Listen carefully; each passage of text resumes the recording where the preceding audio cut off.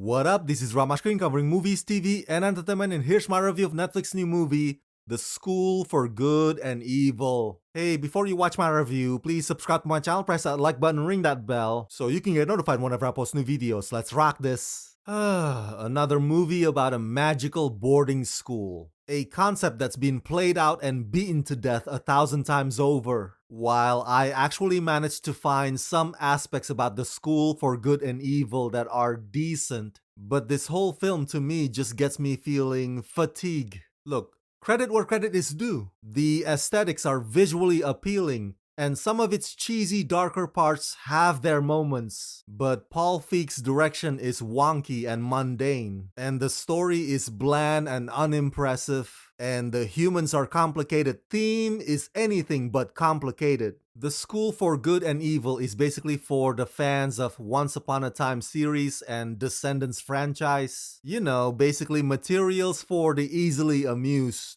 Based on Saman Shainani's book, scripted by David McGee and Paul Feig, and directed by Paul Feig, in The School for Good and Evil, in the village of Gavaldon, two misfits and best friends, Sophie and Agatha, share the unlikeliest of bonds. Sophie, a golden-haired seamstress, dreams of escaping her dreary life to become a princess, while Agatha, with her grim and offbeat mother, has the makings of a real witch.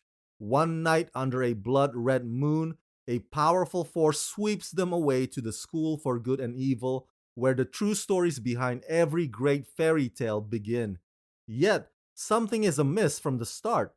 Sophie is dropped into the School for Evil, run by the glamorous and acid-tongued Lady Lesso, and Agatha in the School for Good, overseen by the sunny and kind Professor Dovey. As if navigating classes with the offspring of the Wicked Witch, Captain Hook, and King Arthur wasn't hard enough, according to the schoolmaster, only true love's kiss can change the rules and send the girls to their rightful schools and destiny. But when a dark and dangerous figure with mysterious ties to Sophie re-emerges and threatens to destroy the school and the world beyond entirely, the only way to a happy ending is to survive their real-life fairy tale first. Starring Kerry Washington, Charlize Theron, Sophia Ann Caruso, Sophia Wiley, Lawrence Fishburne, Michelle Yeoh, Jamie Flatters, Kit Young, and Rachel Bloom.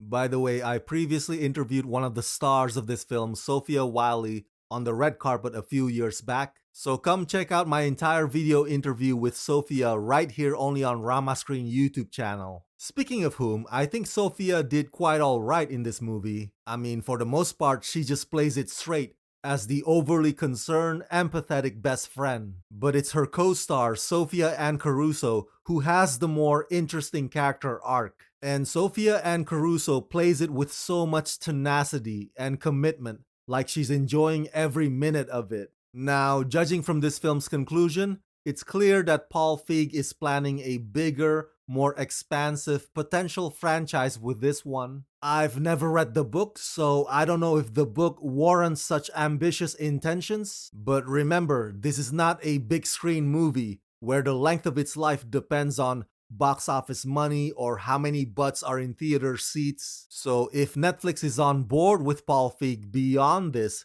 I don't see why subsequent stories would not be possible. The School for Good and Evil is one of those cases in which the technical aspects outshine the script. I'm talking about the hair and costumes and production design on this movie, all of which just marvelously pop. They look familiar yet inventive and bold, and the cinematography is lively and vibrant. The character development for the A-listers, aka the teachers, is a bit lacking though, and it unfortunately settles for mediocrity at the end. Now, you can probably chalk that up to them being there just to support the two Sophias who bear much of the brunt of carrying the story. I mean, I get it. Charlize Theron's character, Lady Lesso, is supposed to be some kind of a female equivalence of Severus Snape, right? But still though, to have heavyweights like Charlize Theron have the conclusion that she does in this film is a bit irritating. And that just reaffirms what I implied earlier in that